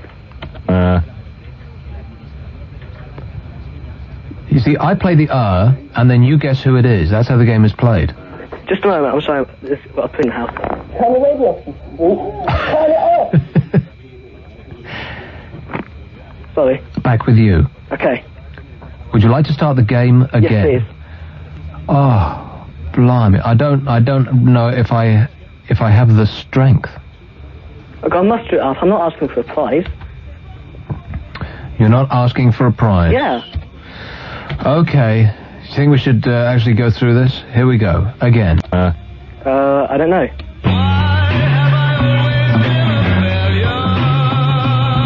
Here's one in Southampton. Hello. Hello? Hello. Hi, I'd like to talk about South Park, please. South Park? Yeah, that TV program. Mm-hmm. Yeah, like, it's not as good as The Simpsons. Yeah. That's it? Yeah, That was talking about it? Well, how old are you? 15. 15? And that is the sum of your communication skills. Talking about South Park is to say that it's not as good as The Simpsons? Which school do you go to? This is the school for retards. Well, yeah, probably. I'm amazed you could even get in. Here's one in Milton Keynes. Hello, Stephen. Good evening, Nick. How's it going? I faxed you earlier, and after censoring my jokes, you dissed Jay Leno. And I just don't think that's very nice. Yeah, well, the jokes were excellent. Why doesn't Bill Clinton play the saxophone anymore? That was a good one. I particularly like that one, but I've been told that we can't say that on the air. I get it. But Jay Leno is far better than David Letterman. Is not the right answer. He is. Jay Leno is funnier than David Letterman. He's hilarious. He's monologue. In which language is Jay Leno funnier than David Letterman? But we can't actually see him in the UK anymore. Jay Leno is not on anymore. No, they cut NBC Europe on July the 1st. Did they really? Yep. I wonder why they did that. Well. Because the only time I ever saw NBC Europe was when I was in Spain. I was staying in Barcelona, and they had it on TV. It was about the only, apart from MTV, it was the only British thing that was actually on. I think it's still on in Spain. It's just the UK they cut it. Really? Maybe they were planning to create their own British standalone channel. Well, you can still see highlights of Jay Leno on cable. Yeah, what does that take, like 30, 40 seconds? No, on the weekends, NBC. I think. Okay, well, there's a reason to rush out and buy a satellite dish. Thanks a lot, mate. 0500 1053 89. Now, you're a genuine North American person. You must have grown up with, what's the name of the guy who... Johnny Carson. Johnny Carson, of course. You grew up with Johnny Carson, right? Well, not Johnny Carson and his house or anything. And his razor... He's a lot older than I am. And his razor-sharp suits. Yeah. And Johnny Carson went, and David Letterman came in. You like David Letterman or Jay Leno? Which is Letterman all the way. Exactly. Anybody that's under the age of 50 and has half a brain cell prefers David Letterman. Of course. You have to. Well, naturally. I mean, you know, Jay Leno is old. I'm not saying that he is old, but his act is old. Pensioner stuff. That's middle America stuff. You know, those conservative souls that live in the Bible Belt. They love Jay Leno because he's so safe and weak. Exactly. Well, I mean, that's why he got the gig. Because Johnny Carson's show was the Tonight Show, and it's been going since 1822. Forever. That's right, since precisely 1822. Yeah, 22 minutes past 6. Here's one in Hove. Hello, Casey. Hello? Casey. Yeah, game, please, mate. I don't know where this has all come from, the game. I haven't played this in a good long while, but let's get rid of you straight away. Play game, please. Game as well? He's a loser, so why don't we kill him? Here's one in Lewisham. Hello, Colin. Hello, have you ever heard of Clan Lamont? Of? Clan Lamont. Clan Lamont. Yeah, Lamont. Clan Lamont. No? No. No. Loser, baby. What the hell was that? And furthermore, how did he get on? 0500 1053 89. Let's do a lightning round straight away. Let's set up a lightning round. We're going to set up a lightning round coming out of it, and it's I don't know. What should we have? I think. Sure. Why not? I think it's Dress Down Friday, Punk Night. Who knows what we will come out of this break with? Nick Abbot on Talk Radio. Free call 0500 1053 89.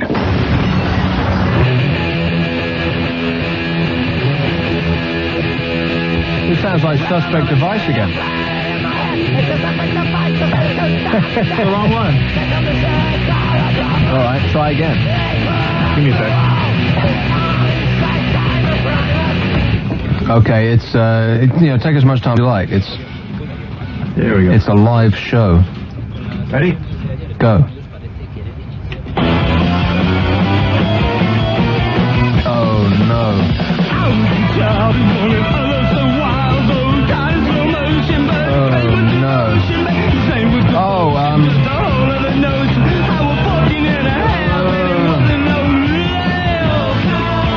Love Comes in Spurts by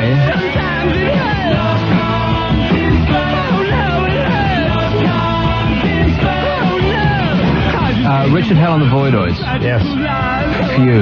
Oh, no, what do you mean few? 100% success record so far, ladies and gentlemen. You failed that one. Absolutely not. I think I got that absolutely correct, sir. After you listen to half the song. Love Comes in Spurt by Richard Hell and the Voidoids. Or whoever the hell I said it was. Who is it? Johnny Carson and the Tonight Show. Hey, really? Is that who it was? He's great. So it's 0500 1053 89. We're doing a lightning round. There should be some sort of prize associated with the best of these. And then we'll set up some normal calls as we continue this mess. And I'm going to burp. Few. Right, you've been assigned a line. As soon as you hear me say the number that corresponds to the line that you have been assigned, that means you're on Be Great, Be Gone. Here's line 1. Hello? Not pressed hard enough. Hello? We are the knights that do me. Here's 2. I think I love Sandra. That bloke has been calling the lightning round for as long as I've been doing it, and he still loves Sandra.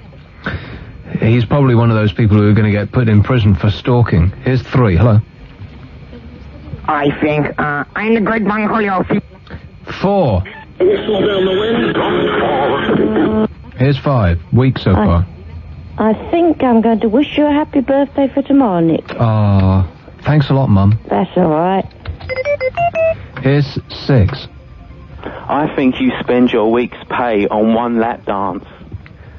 Yeah, and 1 again. Man, you have to press 1 really hard. Yes. A girl's face may be her fortune, but it's the other parts that draw the interest. Here's 2. It's only a flesh wound. 3. I think the Clinton saxophone joke was Leno's joke. Leno's joke. You think the Clinton what? The Clinton saxophone joke was Leno's joke. The Clinton saxophone joke, Jay Leno never told that joke. You don't know the end of the joke. Here is 4. It's a breather. Too late. Here's 5. I think, therefore, I am not a Spice Girl. Bit of politics. Here is back to 1 again. I think it's about time Scotty McClue took over. Here's 2. Scotty, I've told you once, I've told you a million times. Please don't get your son to call the show. I'm gonna die, man. Here's 3. I think I'm Elizabeth from Cheddar. 6. I think I'm pregnant. Really? Yeah. How did that happen? As soon as the pictures are developed, you let me have them. 0500 1053 89. Sick boy can't keep up. Here's 5. If a light sleeper sleeps alone, what does a hard sleeper sleep with? And I'm going to have to start punching them up at random because you're not picking them up fast enough. Come on, Andy, I'm ahead of you now. Here's 2. I think Marlon Brando's heading for the to a nude beach. Right, okay. Calls that make sense would be preferable. Here's 3. I think the end of the Clinton joke was... The end of the Clinton joke that we can't actually say on the air. Yes, what an idiot. Here's 6. 5. I think you should have told me how much you get paid. Here is 1. And 2. This is like beyond pathetic. Here's 3. I think Jay Leno. 6. Okay, I've had enough. As have my audience, I don't doubt. That was so awful. I think I'm going to scrap lightning rounds because only morons call during them. We only ever get, sensible calls. And you can almost feel the hormones raging in the teenage element of this audience as soon as I put a lightning round on, because they obviously don't have anything to say. And so this is an opportunity for them to get straight on the air. And they think, oh, it'll be funny to go on the air and go, ugh, or, and you have to think, it's Friday night. And why aren't they out? What? Vandalizing their neighborhood and stuff. But is that the best that they can come up with? Seriously, I mean, you're in listening to the radio, and God bless you for doing it, but if that is the sum total of your wit and humor and intelligence, then it's just... I kind of despair. You only realize how stupid the general public is when you do a show like this. Or, it's true. Or when you serve in a shop, or or you're a salesperson, or you have some any sort of contact with people. With the general public, yeah. Like talking to a lot of people who you normally wouldn't talk to, right? Mm-hmm. And it kind of staggers the imagination as to how stupid people generally are. I mean, and I'm kind of getting morbid about this now, but it really is amazing. The general population, and I only say this because of my long experience of talking to the general public on the phone. You go through a show like this, most of the people that I talk to have been screened by Andy, right? Which means that, what's the ratio? So 2 to 1, 10 to 1, something like that. It's more than 10 to 1, okay? 10 people call, 1 person gets on the air. So in other words, the idiot that gets on the air was better than the 10 unbelievable morons who were cancelled out before they could even get as far as me. And if you think that a call that's on the air is stupid, you should sit where Andy sits and take the people that don't get on the air. I wish we had the device to actually record what they hear. Yeah. And play that over sometime. You'd probably get I was going to say a huge share of, an audience share, but everybody would probably turn off and hold their head in their hands. And you have to come to the conclusion that 9 out of 10 people are idiots.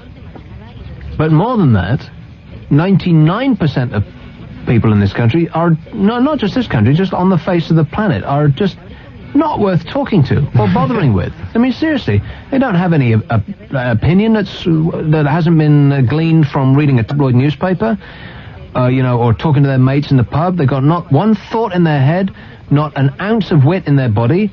And why the hell are these people even voting? I mean, there should be some kind of test. before people can vote. And I'm serious about this now. Never mind about one man, one vote. It should be one intelligent man or woman, one vote. Exactly. And all the idiots would, just put them on a treadmill, and then we can do away with nuclear power. There's got to be another way. Seriously, I know this might sound like Nazism and fascism I'm espousing, but if 99% of the population of this planet are subnormal morons, then there's got to be something wrong somewhere. Am I wrong about this? I mean, you listen to the people that call this show, you would cross the street to avoid most of them. And that's not because I attract a particularly moronic audience, because I've seen the demographic breakdown. Yeah. And they're mostly in the upper, what we call A, B, C1, C2, D, E. They're mostly above the median. Mm-hmm. They're mostly young, and their male and female is about 50-50. Yeah. So this is a pretty good reflection of what the relative young population of this country are like. And that, to me, is scary. Yeah, well, you get it on all shows, too. It's not just this one. It's Ian's show, Breakfast gets it. Well, you should hear what Breakfast has to put up with. Right, because these people have only just woken up, so they haven't actually sort of formed their thoughts at that time. Exactly. It's taken them until now to form the thoughts that we've just heard. Imagine what they're like when they just get up.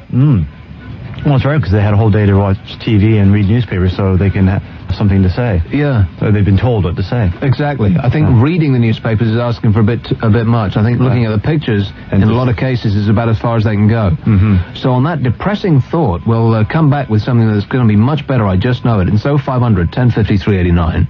It's a free call. We'll go away and come back again. Nick Abbott. You have got to talk to him. He'll listen to you.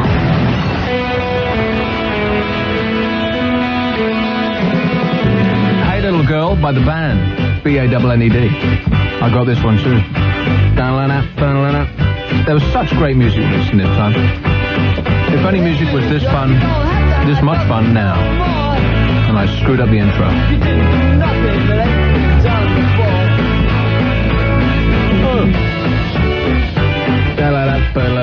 I've just eaten one of those microwavable baked potato filled with tuna. Right. It not only smelt like something that you would find at the bottom of a dog's basket, but it tasted like that too. It was repulsive. You should come in here and take a sniff of this. No, you eat the weirdest food I've ever seen. It's vegetarian food. Well, that's what I mean. It's always beany and sprouty and stuff. Yeah. You should come in here in 5 minutes and take a sniff. Here's one in Cheshunt. Hello. Hello, Nick. Hello. Yeah. Well, I've got two things. I've been working on another thing. I've got a letter from my cousin, and I've got one of those silly in-jokes about a presenter, but I'll leave that if you don't want to hear that one. Okay. All right. Here's a letter then from my cousin. See what you make of this. Just opened it. It says, Dear Wayne, my auntie is your mother, and your auntie is my mother. That means our aunties are our mothers. So if our aunties are our mothers, where are our mothers? Mine is lost in France, and yours was last seen burning dirty pants. I've had to edit that bit. In her back garden. My mother is a complete letdown and continually hurts me with her persistent rejection, so I definitely do wish my auntie was my mother. Yeah. Oh, they seem to have run out of time on that call. What the hell was he talking about? And by the way, if Olivia Newton-John married Wayne Newton and then divorced him to marry Elton John, she'd be Olivia Newton-John Newton-John. Did you know that? Here's one in Kidderminster. Hello. Hello, Nick. How are you? All right. Jason here phoned up the other night. The radio station. Yes? Yes, and you did me some jingles live on the radio. Right, you're the chronic hospital radio DJ, yeah? Yeah, that's it. You said to change my name, because my name is crap, you said. What's your name? It's Jason Adkins. Jason Adkins? Yeah. Not a DJ name? Right, that's what I'm worried about. What can I change it to? Jason Adders, J Adders, J Ads. Slight problem there as well. Anything else? Yes, slight problem. What? No jingles. What do you mean, no jingles? With a new name. And I'm caring about this because. Could you help me? No. Here's one in Tunbridge. Hello. Hello there. Hello. It's Kay here. Hello, Kay here. And I'd just like to say, you do have an awful lot of nutters on your radio station. Okay, it's not that they're nutters, it's just that some of them are just so staggeringly boring. Oh, I know. That's what I don't object to the nutters, I just object to the boring ones. Oh, no, they're Can we have a fewer boring people, please? I completely agree with what you say, actually, because an awful lot of people don't have an opinion and they're just a bit silly. And we've got, I must say, we've got a very warped sense of humour, and we agree with quite a lot of things you say. That's because I'm correct in every respect, Kay. Everything I say is right. Please remember that at all times, and you'll never go wrong. Righty-ho. That's not wrong. That's right. Bye-bye. Well, you keep us very amused. We enjoy your programme. I'll tickle your fancy at every opportunity. Thanks, Kay. Okay, thanks very much. 0500 1053 89. And Nikki, the newsreader, is getting set up. She has, I've forgotten what we asked her to do. Cobweb news. Cobweb news. And I've done it. You have? And they're good stories as well. I don't believe... Stories, plural. Yes, stories. I actually had to choose, and I managed to find them that I liked. I'm thrilled. Yeah, believe me, these things don't normally make me happy, but on this occasion I do like a challenge. So now, are you going to be reading the news at tenors? I am, yeah. Now, because your show goes in, your newsreader goes into Mike's show, do we actually have, can we interfere with your bulletin at that point? Well, you normally set me one for Monday from there, so, but if you really want to, then yes, you can. No, well, perhaps you would better leave the intro to Mike's show alone, because his audience, because I'm fairly certain that they are different, because he gets a much better standard of call. He does. I wonder why that would be. The idiots who are listening to this show, well, probably because the idiot who is the host of this show. Oh. I take full responsibility in this respect. Very hard on yourself. I am hard on myself, that's right. No, okay, well, we'll set you one for Monday. Okay. But it's Cobweb News coming right up. And they're good stories. I'm really pleased with these. Well, I'm pleased that you're pleased. Are you pleased that I'm pleased that you're pleased? I am. It's not just the wine. Well, I'm pleased. Good. Here is one in Port Talbot. Hello. Hi, how are you? All right. My name is Tahani Edwards, and I watched the Sally show today. The what? The Sally show. What's that? Just a talk show on the TV. And who presents that? Sally. Sally, yes. What a surprise. I watched it, and it was all about these teenagers. Well, I'm 16. Is it Sally? Wait a minute. Is it Sally, Jessie, Raphael? No, it's Sally. Sally, anyway, Sally who? I don't know. I can't really see, so I was just listening sort of thing to the show. Okay. Is it a British program? Yes. Right. I'm 16. Yeah, we know and that. I thought that it was terrible. Awful. That these teenagers spoke and said that they wanted to marry like 39-year-old men, you know? What's wrong with that, Tahani? Well, they're too young. They've still got their whole life in front of them. You know what I mean? But if that's what they want to do... Yeah, I know, but still, they're 15 years old. They're not... Well, the 39-year-old men would kind of like that. What's wrong with that? I just don't think it's right. I mean, but if they're happy with each other, then sure. I mean, nobody would insist that you do it. It's not compulsory. Not yet. Yeah, I know that. I know. I just thought I'd say, I think. So you can relax in your singleness. We just want you to enjoy being alone, Tahani. 0500 1053 89. It's a free call. It's a freak call, is I think the operative expression. And we'll be back. And now for the cobweb news. The Guinness World Book of Records has confirmed that a cobweb in a house in Gloucestershire is the biggest in the world. Zoologists believe the web that spans 16.5 feet by 12.5 feet was created by many generations of spider over a number of years. It was discovered by an estate agent after the tenant moved out after 50 years and the owner decided to sell. So there you go. My fear of spiders is warranted. They're big. And cobwebs have been falling to the ground in Australia after a series of UFO sightings. The National UFO Society received 20 calls from Tamworth in New South Wales last week, followed by a cobweb-like substance dropping to the ground. Eyewitnesses tried to gather it up, but it disintegrated on contact. There's a surprise. Now, Talk Radio satellite weather. England and Wales will be mostly dry and clear tonight, although there'll be the odd shower. Scott Scotland and Northern Ireland will get quite cold with clear spells and occasional showers, but they'll be concentrated across northern Scotland. The overnight low will be between 9 and 12 degrees centigrade. Yes, tomorrow, sunny spells in England and Wales. Everywhere else will have a bit of sunshine, but there'll also be the odd shower. Talk Radio News Time, 3 minutes past 9.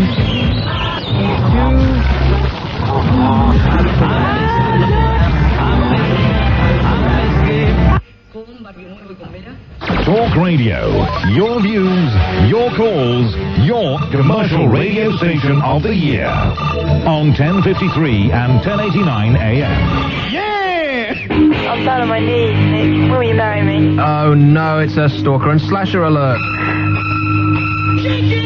Tonight on BBC One. Oh, Nicky, you're so fine, you blow my mind, eh, Nicky? Can I ask you a question? No. What are we talking about? I mean, normally there's nothing going on here, but really, so far, what the hell is this show about? You gotta fight for your right.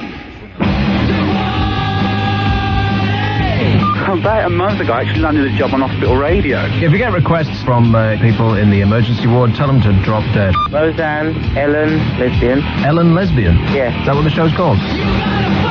Nick, you said last week you got a degree in psychology. Yes. This show is just one whole experiment, then, really, isn't it? Kev Shaw grotesquely disfigured. That's just the Sick Boy's the sinister one who brings you those still twitching test subjects. I think that you hit it right on the head there, Chris. Yeah. And now we're going to have to kill you. Nick Abbott. All right, Nikki, the newsreader, your task for Monday is about to be revealed. Give me a page from 1 to 1,600. 473.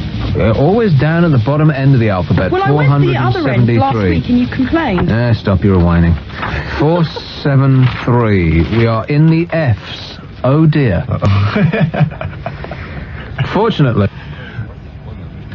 we're at the beginning of the F's. Guess what the word at the top of page 173 is? I am not making this up. It's page 473. That's what you said, right? Yes. Yes. At the top of page 473 in the Chambers 21st Century Dictionary, which is what I'm using, guess of all the words that begin with F, at the beginning of the F's, which word do you think might be at the top? And I'm not making this actually in bold, because you know they put the first word in bold at the very top. Yeah.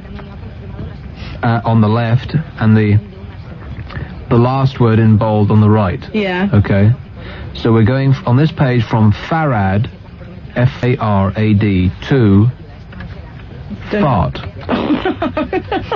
Absolutely. It's almost like we're cosmic twins. And would you like the definition to the word fart? Yeah, go on then. It's say here in the dictionary that it is to emit wind formed by flatulence from the anus. I'm speechless for the first time in my life. Would you like column 1 or 2? Or shall we just go with fart? Shall we have fart news? That's it? We're having fart news. Fart news on Monday. You chose the page, not me. Oh, at least I've got a weekend to find these stories. So there's something to look forward to.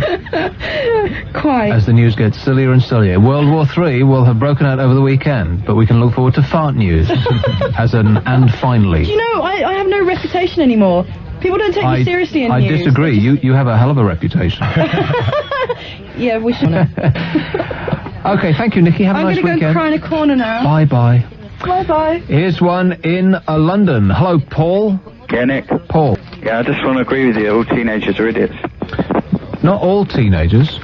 Yeah, not all, but most are. Just my mates are, anyway. Just the ones that call this show. Yeah. Are you a teenager? Yeah. Do you kind of find them a little childish as company? Yeah, they are. And how old are you? 15. Oh, and already you are thinking beyond your years, and so you find a company of elderly, more old people. Yeah, much better. Much more betterer. Yeah. Yeah. In what way do you find them unbearable? I'm more intelligent. They know more about current affairs. My mates even know America bombed Sudan. They don't? No. And how do you pick your mate? I mean, you're still at school, I presume? Yep. And what subjects are you excelling in? History, and that's it. history, and that's it. Yeah. And what do you propose to do with your life? Don't know, yeah. You have no clue as to what you want to do? No. Aren't alarm bells ringing in your mind? Thinking that I would like to be a professional snooker player.